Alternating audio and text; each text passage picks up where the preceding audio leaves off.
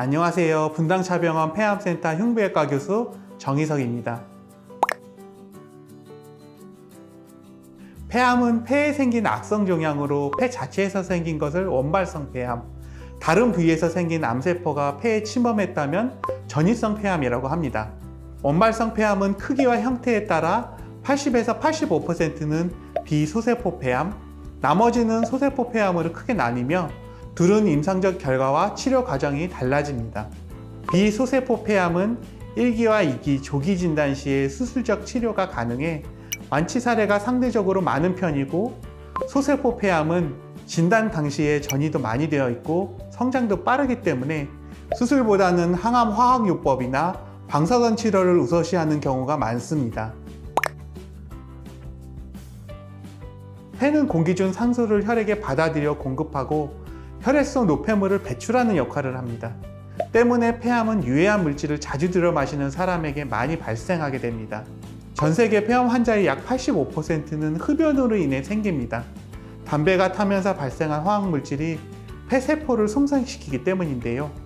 흡연자 중에서도 오랜 기간 동안 더 많이 피울수록, 시작 연령이 어릴수록, 깊게 흡입하는 습관이 있을수록 위험도가 높아지게 됩니다.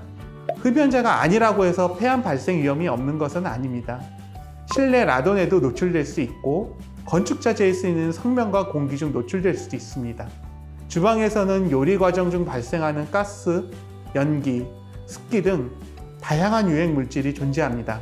기름의 재료를 튀기거나 굽는 과정에서 연기로 나오는 미세 입자를 조리듐이라고 하는데, 발암성 물질인 폴리사이클릭 방향종 탄화수소, 아크릴 아마이드 등에 노출될 수 있습니다. 조리듐에 대비하기 위해서는 환풍기, 추출기를 반드시 사용하고 환기도 충분히 시켜야 합니다. 공기청정기를 사용할 경우에는 필터에 조리듐이 낄 수 있으므로 조리 후 20분에서 30분 정도는 환기를 마친 후 가동하는 것을 추천합니다. 정리하자면 폐암의 원인은 흡연, 라돈, 조리듐, 발암물질 노출이 있고 추가로 유전적 소인이 있습니다. 폐암은 초기 증상이 없고 감기와 비슷한 기침이나 가래 외에는 별다른 이상이 안 보이는 경우가 많아서 자가 진단이 매우 어렵습니다. 흉부 X선 촬영, 조영제를 이용한 흉부 CT 검사 등 여러 가지 검사를 통해 폐암을 진단하게 되는데, 조기 발견을 위해 많이 시행하는 검사 중 하나가 저설량 흉부 CT 검사입니다. 저설량 흉부 CT 검사는 흉부의 세부적인 이미지를 볼 수 있고 아주 작은 종양도 탐지할 수 있으므로 폐암을 조기에 발견하는 데 유용합니다. 방사선 노출량도 일반 CT와 비교할 경우 상대적으로 적어서 국가암검진 사업을 통해 54세에서 74세 고위험군 환자를 대상으로 2년마다 저설량 흉부 CT 검사를 통한 폐암 스크리닝을 권장하고 있습니다. 하지만 과잉 진단의 가능성도 있으므로 개인의 폐암 위험도를 고려하여 전문의와 상의해서 검사 시행 여부를 결정하는 것이 중요합니다. 폐암으로 진단 후에는 다른 장기의 암 전이 여부를 확인하기 위해 머리는 MRI, 림프선 감별은 PET-CT, 뼈는 전신 뼈 스캔을 진행합니다. 또 암의 병리학적 형태를 감별하고 진행 정도를 확인하기 위해 조직 검사를 시행하거나 미세 바늘로 조직이나 세포를 얻는 미세친 흡인 세포 검사를 시행하기도 합니다. 폐는 우측은 사겹, 중엽, 하엽 세 덩어리로, 좌측은 상엽과 하엽 두 덩어리로 총 5개로 나눠져 있습니다. 수술은 옆 단위로 덩어리째 절제하는 게 기본입니다. 옆 단위로 절제한다고 해서 폐옆 절제술이라고 합니다. 더 큰 범위로는 한쪽 폐를 떼어내는 전폐 절제술이 있고, 더 작은 범위로는 폐엽 내 구역 단위로 최소한으로 잘라내는 구역 절제술, 종양과 주변 조직을 쐐기 모양으로 떼어내는 쐐기 절제술이 있습니다. 최근에는 30% 이상에서 구역 절제술이나 쐐기 절제술이 이루어지고 있는데요. 크기가 작은 초기 폐암이 바깥쪽에 있었을 때 폐암 전 단계인 간유리 음영의 경우 적용하고 있으며, 예외적으로 암이 작지 않더라도 수술 후 폐기능 보존이 어려울 경우에 시행합니다. 수술 기법으로는 흉곽경을 많이 진행하고 있습니다.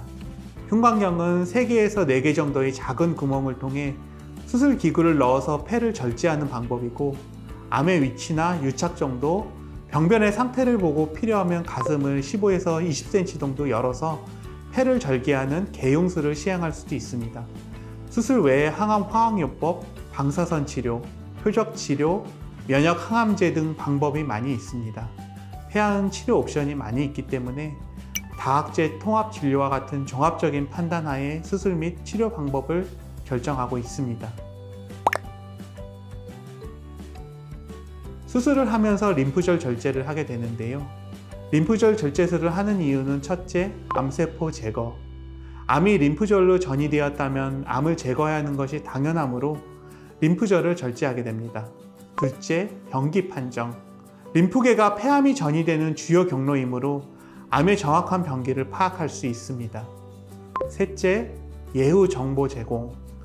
림프절 전이 여부가 예후에 중요한 정보를 제공합니다. 일반적으로 림프절로 전이된 암은 더 진행된 상태이기 때문에 예후가 더 안 좋을 수 있습니다. 궁금해하는 분들이 많은데요. 폐가 새롭게 자라나는 것은 아닙니다.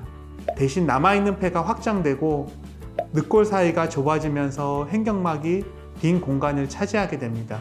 수술할 때 폐를 일부러 쪼그라뜨리는데 수술 후 환자가 심호흡을 하면서 폐가 쭉 늘어나고 폐활량이 커지면서 구조가 변화하는 거죠.